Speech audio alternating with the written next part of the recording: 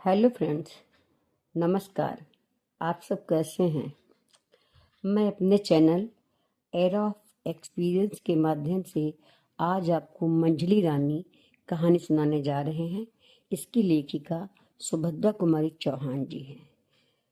आपके सन्मुख प्रस्तुत करती हूँ कहानी मंझली रानी। वे मेरे कौन थे, मैं क्या बताऊं। वैसे देखा जाए तो मेरे कोई भी नहीं होते थे। होते भी तो कैसे। वे मैं ब्राह्मण, वे क्षत्रिय, मैं स्त्री, वे पुरुष। फिर न तो रिश्तेदार हो सकते थे और न मित्र। आह, यह क्या कह डाला मैंने। मित्र? भला किसी स्त्री का कोई पुरुष भी मित्र हो सकता है? और यदि हो भी सकता है तो क्या समाज उसे बर्दाश्त करेगा? यहाँ तो किसी पुरुष का किसी स्त्री से मिलना जुलना या किसी प्रकार का व्यवहार रखना ही पाप है। और यदि कोई स्त्री किसी पुरुष से किसी प्रकार का व्यवहार रखती है, प्रेम में बातचीत करती है, तो वह स्त्री भ्रष्टा है, चरित्रहीन है। नहीं तो पर पुरुष से मिलने जुलने का और मतलब ही क्या हो सकता है। खैर, न तो मुझे समाज से कुछ लेना देना है, न समाज से कुछ सरोकार। समाज ने तो मुझे दूध की मक्खी की तरह निकाल कर दूर फेंक दिया है। फिर मैं ही क्यों समाज की परवाह करूं। मेरे पिता साधारण स्थिति के आदमी थे। परिवार में माता पिता के अतिरिक्त मुझसे बड़े मेरे 3 भाई और थे। मैं सबसे छोटी थी। छोटी होने के कारण घर में मेरा लालन पालन बड़े लाड़ प्यार से हुआ था। मेरे 2 भाई बनारस हिंदू यूनिवर्सिटी में पढ़ते थे और दोनों से छोटा राजन मैट्रिक में पढ़ रहा था। मेरे पिताजी संस्कृत के पूरे पंडित थे और पुरानी रूढ़ियों के कट्टर पक्षपाती। यहाँ तक कि ये मेरा विवाह 9 साल की उम्र में करके गौरी दान के अक्षय पुण्य के भागी बनना चाहते थे। कई लोगों के और विशेषकर मेरे भाइयों के विरोध के कारण ही वे ऐसा न कर सके थे। जब मैं 5वीं में पढ़ रही थी और मेरी आयु 14 साल की के लगभग थी, तब मेरे माता पिता को मेरे विवाह की चिंता हुई। वे योग्य वर की खोज में थे ही कि संयोग से ललितपुर के तालुकेदार राजा राम मोहन हमारे कस्बे में शिकार खेलने आए। कस्बे से लगा हुआ ही एक बड़ा जंगल था जहाँ शिकार खेलने का अच्छा मौका था। उनका खेमा जंगल से बाहर कस्बे के पास ही था। कस्बे वालों के लिए यह खासा तमाशा सा हो गया था। उनके तम्बू में कभी ग्रामोफोन बजता और कभी नाच गाना होता। लोग बिना पैसे के तमाशा देखने के झुंड जमा हो जाते। एक दिन मैं भी राजन और पिताजी के साथ राजा साहब के डेरे पर गई। मेरे पिताजी की राजा साहब से जान पहचान हो गई थी। हम लोग उन्हीं के पास जाकर कुर्सियों पर बैठ गए। राजा साहब के ने हम सबका सम्मान किया। लौटते समय उन्होंने हम लोगों को अपनी ही सवारी पर भेजा और साथ ही बहुत से फल, मेवे, मिठाई इत्यादि भी रखवा दिए। कस्बे की कई लड़कियों और लड़कों ने मुझे राजा साहब की सवारी पर लौटते हुए उत्सुक नेत्रों से देखा। उस सवारी पर बैठकर मैं अनुभव कर रही थी जैसे मैं भी कहीं की रानी हूँ। मैंने उनकी ओर आंख उठाकर भी न देखा। दूसरे दिन राजा साहब ने स्वयं पिताजी को बुलवा भेजा। उनसे मिलकर 2-3 घंटे बाद जब पिताजी लौटे तो इतने प्रसन्न थे कि उनके पैर धरती पर न पड़ते थे। ऐसा मालूम होता था कि सारे संसार को जीत कर आ रहे हैं। आते ही उन्होंने मेरी पीठ ठोकी और वे माँ से बोले, लो, इससे अच्छा और क्या हो सकता है। तारा का विवाह राजा साहब ने मंझले लड़के से तय हो गया है। माता पिता दोनों ही इस संबंध से बड़े प्रसन्न थे। मेरे भाइयों ने जब सुना तारा का विवाह एक तालुकेदार के विलासी लड़के से जो मामूली हिंदी पढ़ा लिखा है तय हुआ है, तो उन्होंने इसका विरोध किया। किंतु उनके विरोध को कौन सुनता था। पिताजी तो अपना हट पकड़े थे। उनकी समझ में इससे अच्छा घर और बर मेरे लिए कहीं मिल ही नहीं सकता था। सबसे अधिक आकर्षक बात तो उनके लिए यह थी कि वर बहुत बड़े खानदान 20 बिस्वे कनौजियों के घर का लड़का था। फिर राजा साहब से रिश्तेदारी करके कस्बे में उनकी इज्जत बढ़ न जाएगी क्या। इसके अतिरिक्त विवाह का प्रस्ताव भी तो स्वयं राजा साहब ने ही किया था। नहीं तो भला मामूली हैसियत के मेरे पिताजी यह प्रस्ताव कैसे ला सकते थे। सबसे बढ़कर बात तो यह थी कि दहेज के नाम से कुछ न देकर भी लड़की इतने बड़े घर में ब्याही जाती थी। फिर भला इन बड़े बड़े आकर्षणों के होते हुए भी पिताजी इस प्रस्ताव को कैसे टाल देते? पिताजी मेरी किस्मत की सराहना करके कहते, मेरी तारा तो रानी बनेगी। मुझे अच्छा न लगता, किंतु मैं उनके सामने कुछ न कह सकती थी। खैर, भाइयों के बहुत विरोध करने पर भी मेरा विवाह मंझले राजा मनमोहन के साथ ही हो गया। फूलों से सजी हुई मोटर पर बैठकर मैं ससुराल के लिए रवाना हुई। हमारे कस्बे में और ललितपुर के बीच में केवल 27 मील का अंतर था, इसलिए बारात मोटरों से ही आई थी और गई थी। जीवन में पहली बार मोटर पर बैठी थी। मुझे ऐसा मालूम होता जैसे हवा में उड़ रही हूँ। 27 मील तक मोटर पर बैठने के बाद भी जी न भरा था। यही चाहती थी कि रास्ता लंबा होता जाए और मैं मोटर पर घुमा करूं, किंतु क्या यह संभव था? आखिर को एक बड़े भारी महल के सामने दरवाजे पर मोटर जाकर खड़ी हो गई। सास तो थी नहीं, इसलिए मेरी जेठानी बड़ी रानी जी परछन कर मुझे उतार ले गई। मुझे एक कमरे में सजे हुए कमरे में बिठा दिया गया। स्त्रियां बारी बारी से मुंह खोल के देखने लगी। कोई रुपया, कोई छोटे मोटे जेवर या कपड़े मेरी मुंह दिखाई में दे दे करके जाने लगे। मेरी जिठानी बड़ी रानी ने भी मेरा मुंह देखा, कुछ बोली नहीं, करके मेरी अंगुली में अंगूठी पहना दी। मैंने सुना कि वे पास के किसी कमरे में किसी से कह रही थी। देखा, बहू को क्या तारीफ के पुल बांध रहे थे। ससुर जी के कहने से तो बस यही मालूम होता था कि इंद्र की अप्सरा ही होगी, पर न रूप न रंग न जाने क्यों सुंदर कह कह कर के कंगले की बेटी ब्याह अपनी इज्जत हल्की की। छोटी बेटी का व्यवहार तो अपनी बराबरी वालों में ही होता है। बिरजू की माँ, पर ससुर जी तो इसके रूप पर बिल्कुल लट्टू ही हो गए थे। मैं सुंदर नहीं तो क्या मुझे सुंदरता की परख भी नहीं है? न जाने कितनी सुंदरियां देखी हैं, या तो उसके पैर की धूल के बराबर भी न होगी। मालूम होता है उम्र के साथ साथ ससुर जी की आंखें भी सठिया गई हैं। मंझले राजा को डुबो दिया। बिरजू की माँ उनकी हाँ में हाँ मिलाती हुई बोली, सुंदर तो है रानी जी, जैसी आप लोग हैं वैसी ही है, पर अभी बच्ची है, जवान होगी तो और रूप निखर आएगा। बड़ी रानी तिलमिला उठी और बोली, रूप निखरेगा? पत्थर होनहार बिरवान के हो चीकने पात रखने वाला रूप सामने ही दिखता है। फिर वे जरा विरक्त के भाव में बोली, जाने भी दो, अच्छा हो या बुरा हमें क्या करना है। जब मैं वहां अकेली रह गई, सारी औरतें चली गई, तो मेरी माँ के घर की खबासन ने सोना कमरा देखकर मेरा मुंह खोल दिया। शीशा उठाकर मैंने एक बार अपना मुंह ध्यान से देखा, फिर रख दिया। ढूंढने से भी मुझे अपने रूप रंग में कोई ऐब ना मिला। पहली बार केवल 5 दिन ससुराल में रहकर मैं अपने पिता के साथ मायके आ गई। ससुराल के 5 दिन मुझे 5 वर्ष की तरह मालूम हुए। मैंने जो रानी पने का सुनहरा सपना देखा था वह दूर हो चुका था। ससुराल से लौटकर मैंने तो कुछ नहीं कहा, किंतु खबासन ने वहां के सब हालचाल बता लाए। माँ ने कहा, तो क्या रानी केवल कहने के लिए होती है? भीतर का हाल हमारे घरों से भी गया बीता होता है। मैं अपनी माँ के साथ मुश्किल से महीना सवा महीना ही रह पाई थी कि मुझे बुलाने के लिए ससुराल से संदेशा आया। राजाओं की इच्छा के विरुद्ध तिल भर भी मेरे पिताजी कैसे जाते? न चाहते हुए भी उन्होंने मेरी विदाई कर दी। इतनी जल्दी ससुराल जाना मुझे जरा भी अच्छा न लगा, परंतु क्या करती, लाचार थी। सावन में जब सब लड़कियां ससुराल से मायके आती हैं, मैं ससुराल रूपी कैद खाने में बंद होने चली। देवर के साथ फिर मोटर पर बैठी। इस बार मैंने अपना छोटा सा हारमोनियम भी साथ रख लिया था। फिर ससुराल पहुंची। पहली बार तो मेरे साथ माँ के घर की खवासन थी। इस बार उस हारमोनियम और थोड़ी सी पुस्तकों को छोड़कर कोई न था। मेरा जी एक कमरे में चुपचाप बैठे बैठे घबराया करता। घर में कोई ऐसा न था जिससे घंटे 2 घंटे बातचीत करके जी बहलाती। केवल छोटे राजा मेरे देवर की बातें मुझे अच्छी लगती थी, किंतु वे भी मेरे पास कभी कभी और अधिकतर रानी की नज़र बचाकर ही आते थे।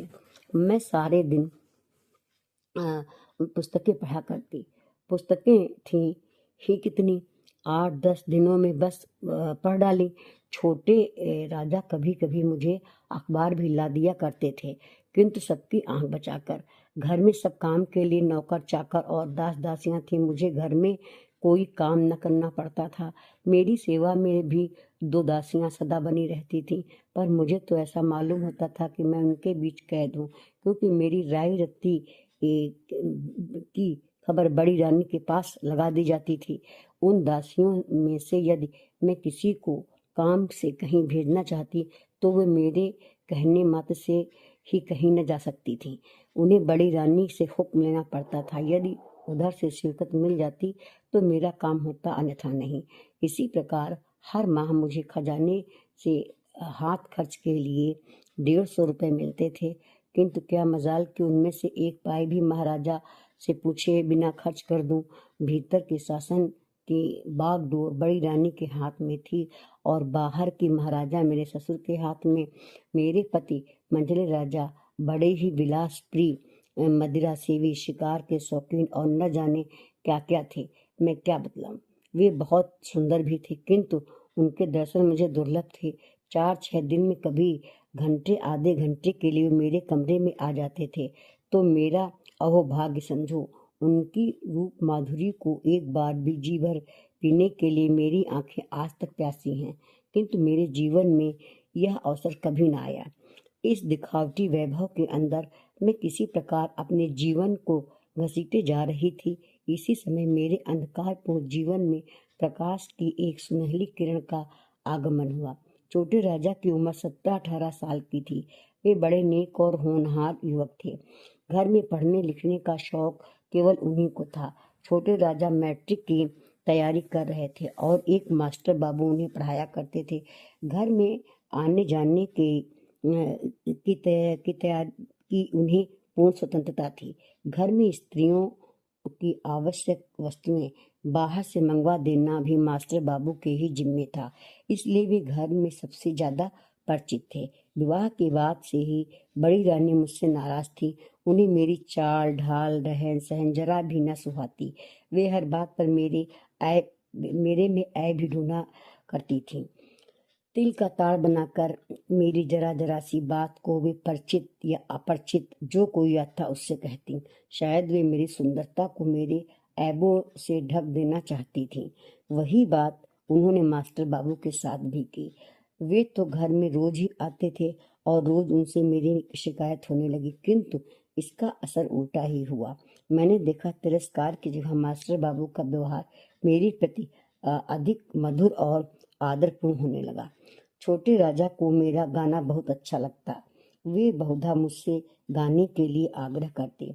मुझे तो अब गाने बजाने की ओर कोई विशेष रुचि रह नहीं गई थी, किंतु छोटे राजा के आग्रह से मैं अब कभी कभी गा दिया करती थी। एक दिन की बात है, जाड़े के दिन थे, किंतु आकाश बादलों से फिर भी ढका था। मैं अपने कमरे में बैठी एक मासिक पत्रिका के पन्ने उलट रहे थे। इतने में छोटे राजा आए और मुझसे बोले, मंजली भाभी कुछ गाकर सुनाओ। मैंने बहुत टाल मटोल की, किंतु छोटे राजा ना माने और उन्होंने बाजा उठाकर सामने रख ही दिया। मैंने हारमोनियम पर गीत गोविंद का यह पद छेड़ दिया। बिरहत हरिरिह सरस बसंते नृत्य युवत जनेन सम विरहजनस दुरंते ललित लवंग लता परिशीलन कोमल मलय समीरे मधुकर निकर करम्बित कोकिल कुंजन कुंज कुटीरे।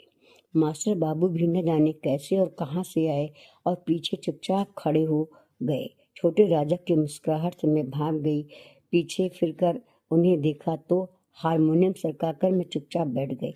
वो भी हंसकर वहीं बैठ गए। बोले, मंजली रानी आप इतना अच्छा गा सकती हैं, मैं आज ही जाना। छोटे राजा, अच्छा न गाती होती तो क्या मैं मूर्ख था जो इनके गाने के पीछे अपना समय नष्ट करता। इधर ये बातें हो रही थी कि दूसरी तरफ से पैर पटकती हुई बड़ी रानी कमरे में आई और कोस से बोली, यह घर तो अब भले भले आदमियों का घर कहने लायक रह ही नहीं गया। लाशरन तो सब जैसे धोके पी ली गई है। बाप रे बाप, हद हो गई। जैसे हल्के घर की है वैसी ही हल्की बातें यहाँ भी करती है। पास पड़ोस वाले सुनते होंगे तो क्या कहते होंगे, यही ना कि मंझले राजा की रानी रेडियो की तरह गा रही है। बाबा, यह कुल में तो ऐसा कभी नहीं हुआ। कुल को तो ना लजवाओ देवी। बाप के घर जाना तो भीतर क्या चाहे सड़क पर गाती फिरना, किंतु यहाँ यह सब न होने पावेगा। तुम्हें क्या, घर के भीतर बैठी बैठी चाहे जो कुछ करो, वहाँ आदमियों की तो नाक कटती है। एक सांस में इतनी सब बातें कहकर बड़ी रानी चली गई। मैंने सोचा, शराब पीकर रंडियों की बाह में बाह डालकर टहलने में आदमियों की नाक नहीं कटती है। गरीबों पर मनमाने जुर्म करके नाक नहीं कटती है। नाक कटती है मेरे गाने से। सो अब मैं बाजे को कभी हाथ ही न लगाऊंगी। उस दिन से मैंने फिर बाजे को कभी हाथ नहीं लगाया, और न छोटे राजा ने ही कभी मुझसे गाने का आग्रह किया। यदि वे आग्रह करते तब भी मुझसे बाजा छूने का साहस न था। इस घटना के कई दिन बाद एक दिन मास्टर बाबू छोटे राजा को पढ़ाकर ऊपर से नीचे उतर रहे थे और मैं नीचे से ऊपर जा रही थी। आखिरी सीढ़ी पर मेरी ही उनसे भेंट हो गई। वे ठिठक गए, बोले, कैसी हो मंझली रानी? जीती हूँ, खुश रहा करो। इस प्रकार रहने से आखिर कुछ लाभ? जी को कैसे समझाऊं मास्टर बाबू? अच्छी अच्छी पुस्तकें पढ़ा करो, उनसे अच्छा साथी संसार में तुम्हें कोई न मिलेगा। पर मैं अच्छी अच्छी पुस्तकें लाऊं कहाँ से? लाने का जिम्मा मेरा।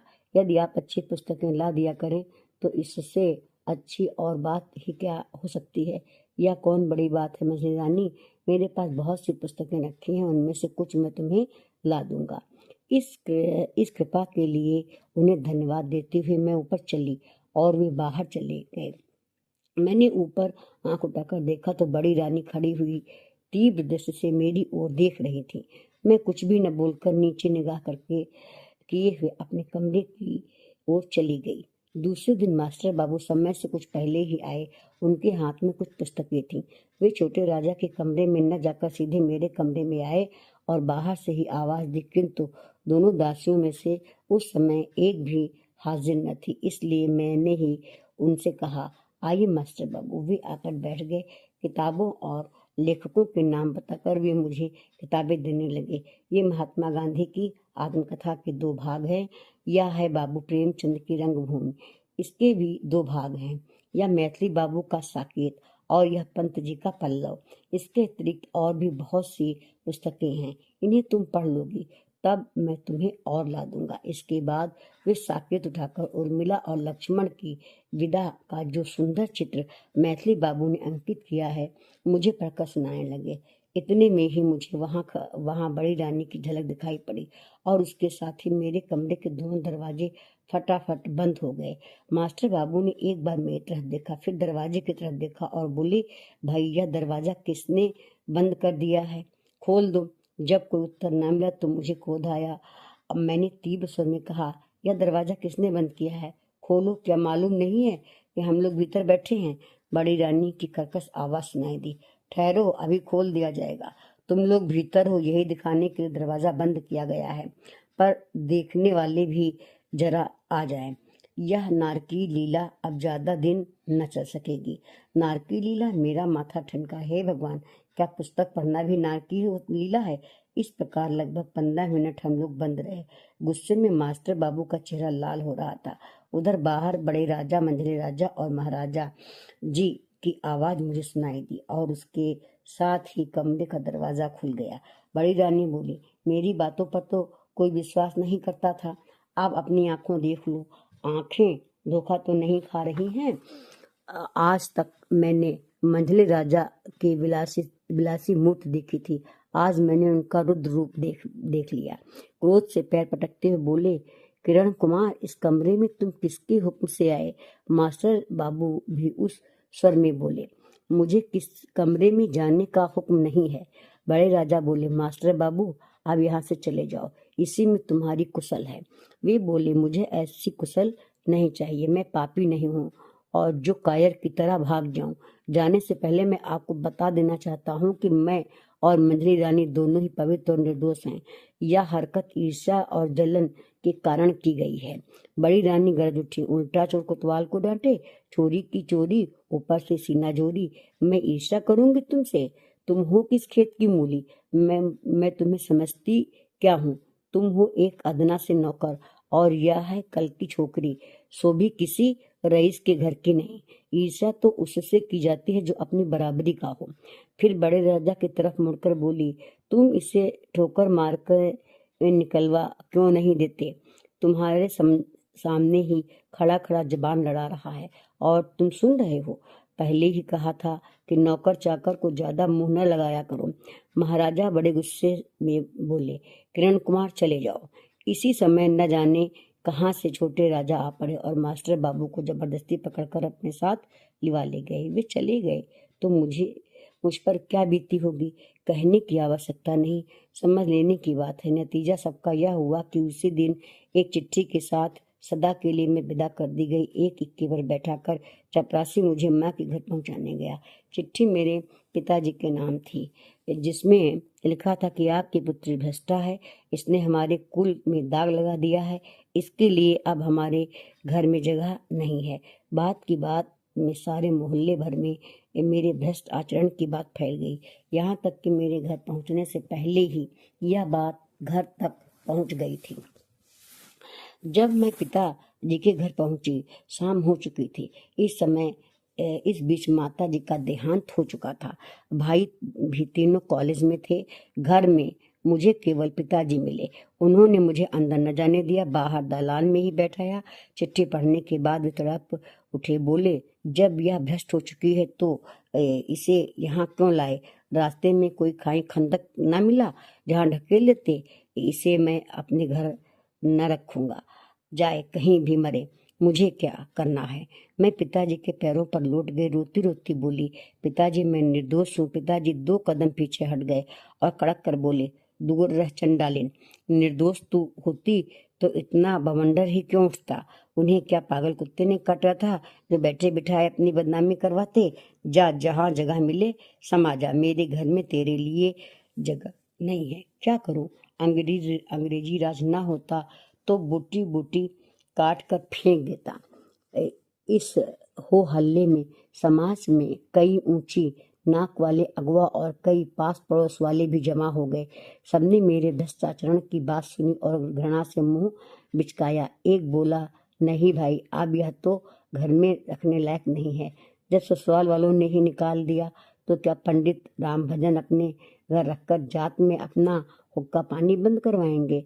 दूसरे ने पिताजी पर पानी चढ़ाया, अरे भाई, घर में रखें तो रखने दो, उनकी लड़की है, पर हम तो पंडित जी के दरवाजे पर पैर न देंगे।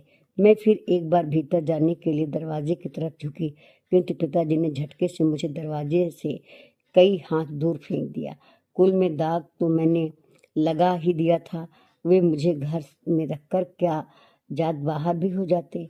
मैं दूर जा गिरी और गिरकर बेहोश हो गई। मुझे जब होश आया तब मेरे घर का दरवाजा बंद हो चुका था और मोहल्ले भर में सन्नाटा छाया था। कभी कभी 1-2 कुत्तों के भौंकने के शब्द सुनाई पड़ते थे। मैं उठी, बहुत कुछ सोचने के बाद स्टेशन की तरफ चली। एक कुत्ता भौंक उठा, जैसे कह रहा हो कि अब इस मोहल्ले में तुम्हारे लिए जगह नहीं है। जब मैं स्टेशन पहुंची, एक गाड़ी तैयार खड़ी थी। बिना कुछ सोचे विचारे मैं गाड़ी में एक ध्यान डिब्बे में बैठ गई। गाड़ी कितनी देर तक चलती रही, यहाँ कहाँ कहाँ खड़ी हुई, कौन कौन से स्टेशन बीच में आए, मुझे कुछ पता नहीं। किंतु सवेरे जब ट्रेन कानपुर पहुंचकर रुक गई और एक रेलवे कर्मचारी ने आकर मुझे उतरने को कहा तो मैं जैसे चौंक सी पड़ी। मैंने देखा पूरी ट्रेन यात्रियों से खाली हो गई थी। स्टेशन पर भी यात्री बहुत कम थे। ट्रेन से उतरकर मेरी समझ में न आता था कि कहाँ जाऊं। कल इस समय तक जो एक महल की रानी थी, आज उसके खड़े होने के लिए भी स्थान न था। बहुत देर बाद मुझे एकाएक ख्याल आया कि सत्याग्रह संग्राम तो छिड़ा ही है, क्यों न मैं भी जाकर स्वयं सेविका बन जाऊं और देश सेवा में जीवन बिता दूं। पूछती हुई मैं किसी प्रकार कांग्रेस दफ्तर पहुंची। वहां पर 2-3 व्यक्ति बैठे थे। उन्होंने मुझसे पूछा कि मेरे पास कितने कांग्रेस कमेटी के प्रमाण पत्र हैं। मैंने कहा नहीं, तो उन्होंने मुझे स्वयं सेविका बनाने से इनकार कर दिया। इसके बाद मैं इसी प्रकार कई संस्थाओं और सुधारकों के दरवाजे खटखटाती रही, किंतु मुझे कहीं भी आश्रय न मिला। विवश होकर मैं भूखी प्यासी चल पड़ी, किंतु जाती कहाँ। थक कर एक पेड़ के नीचे बैठ गई। मैं अपनी अवस्था पर विचार कर रही थी। मैं आज रानी से पथ की भिखारिन हो चुकी हूँ। मेरे सामने अब भिक्षावृत्ति को छोड़कर दूसरा उपाय ही क्या था। इसी समय न जाने कहाँ से एक भिखारिन बुढ़िया भी उसी पेड़ के नीचे आ गई। कोई छोटी छोटी पोटलियां लिए हुए आकर बैठ गई। बड़े इत्मीनान के साथ अपने दिन भर के मांगे हुए आटे दाल चावल को अपने चीथड़ों में अच्छी तरह बांधकर बुढ़िया ने मेरी तरफ देखा। मैंने भी उसकी ओर देखा। दुख में भी एक प्रकार का आकर्षण होता है, जिसने क्षण भर में ही हम दोनों को एक कर दिया। भिखारिन बहुत बूढ़ी थी, उसे आंख से कम दिखाई पड़ता था। भिक्षावृत्ति करने के लिए अब उसे किसी साथी या सहारे की जरूरत थी। मैं उसी के साथ रहने लगी। कई बार मैंने आत्महत्या करनी चाही, किंतु उस समय ऐसा मालूम होता कि जैसे कोई हाथ पकड़ लेता। मैं आत्मघात भी न कर सकी। लगातार 1 साल तक भिखारिणी के साथ रहकर मुझे भीख मांगना न आया। आता भी कैसे? आते हुए मैं बुढ़िया का हाथ पकड़कर उसे सहारा देती हुई चलती। भीख वही मांगा करती थी। मैं जवान थी, सुंदर थी, फटे चीथड़ों और मैले कुचैले वेश में भी मैं अपना रूप न छिपा सकती थी। मेरा रूप ही हर जगह मेरा दुश्मन हो जाता। अपने सतीत्व की रक्षा हेतु मुझे बहुत सचेत रहना पड़ता था और इसीलिए मुझे जल्दी जल्दी स्थान बदलना पड़ता था। मेरे बदन की साड़ी फटकर तार तार हो गई थी। बदन ढकने के लिए साबित कपड़ा भी न था। प्रयाग में माघी अमावस्या के दिन बड़ा भारी मेला लगता है। बुढ़िया ने कहा, वहां चलने पर हमें 3-4 महीने भर खाने को मिल जाएगा और कपड़ों के लिए पैसे भी मिल जाएंगे। मैं बूढ़ी के साथ पैदल ही प्रयाग के लिए चल पड़ी। मांगते खाते कई दिनों में हम लोग प्रयाग पहुंचे। यहाँ पूरे महीने भर मेला रहता है। दूर दूर के बहुत से यात्री आते हैं। हम लोग रोज सड़क किनारे एक कपड़ा बिछाकर बैठ जाते और दिन भर भिक्षा मांगकर शाम को एक पेड़ के नीचे अलाव जलाकर सो जाते। एक दिन इसी प्रकार शाम को जब हम दिन भर की भिक्षावृत्ति के बाद लौट रहे थे, एक बग्घी निकली जिसमें कुछ स्त्रियां थी। बुढ़िया एक पैसे के लिए हाथ फैलाकर गाड़ी के पीछे पीछे दौड़ी।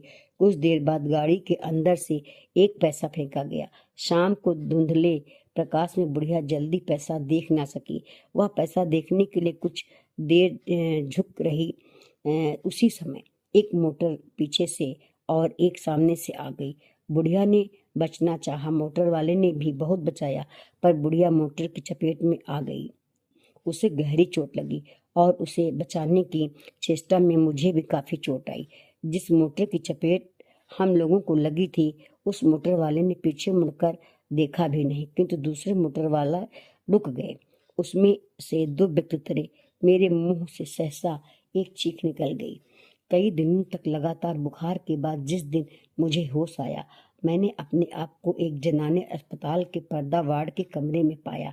एक खाट पर मैं पड़ी थी। मेरे पास ही दूसरी खाट पर भिखारिणी मरणासन अवस्था में पड़ी थी। मैं खाट से उठकर बैठने लगी तो मास्टर बाबू पास ही कुर्सी पर बैठे कुछ पढ़ रहे थे। मुझे उठते देखकर पास आकर बोले, आप अभी ना उठें। बिना डॉक्टर की अनुमति के आपको खाट से उठना नहीं है। क्यों? मैं पथ की भिखारिणी, मुझे ये साफ सुथरे कपड़े नरम नरम बिछौने क्यों चाहिए? कल से तो मुझे फिर वही गली गली की ठोकर खानी पड़ेगी ना। उनकी बड़ी बड़ी आंखें सजल हो गई। वे बड़े ही करुण स्वर में बोले, मंजली रानी, क्या तुम मुझे क्षमा न करोगी? तुम्हारा अपराधी तो मैं ही हूं ना। मेरे ही कारण तो आज तुम राज रानी से पथ की भिखारिणी बन गई हो। जब मुझे उन्होंने मंजली रानी कहकर बुलाया तो मैं चौंक पड़ी। सहसा मेरे मुंह से निकल गया, मास्टर बाबू। 2-3 दिन में मैं पूर्ण स्वस्थ हो गई, परंतु भिखारिणी की हालत न सुधर सकी। एक दिन उसने अपनी जीवन लीला समाप्त कर दी। उसके अंतिम संस्कारों से निवृत्त होकर मैं मास्टर बाबू के साथ उनके बंगले में रहने लगी, किंतु मैं अभी तक नहीं जान सकी कि वे मेरे कौन हैं। वे मुझ पर माता पिता की तरह ममता और पिता की तरह प्यार करते हैं, भाई की तरह सहायता और मित्र की तरह नेक सलाह देते हैं, पति की तरह रक्षा और पुत्र की तरह आदर करते हैं। कुछ न होते हुए भी वे मेरे सब कुछ हैं और सब कुछ होते हुए भी वे मेरे कुछ भी नहीं हैं। दोस्तों, कहानी कैसी लगी है? अगर आपको कहानी अच्छी लगी हो तो चैनल को सब्सक्राइब करिए, लाइक करिए और कमेंट्स करिए। धन्यवाद। फिर मिलते हैं अगली कहानी के साथ।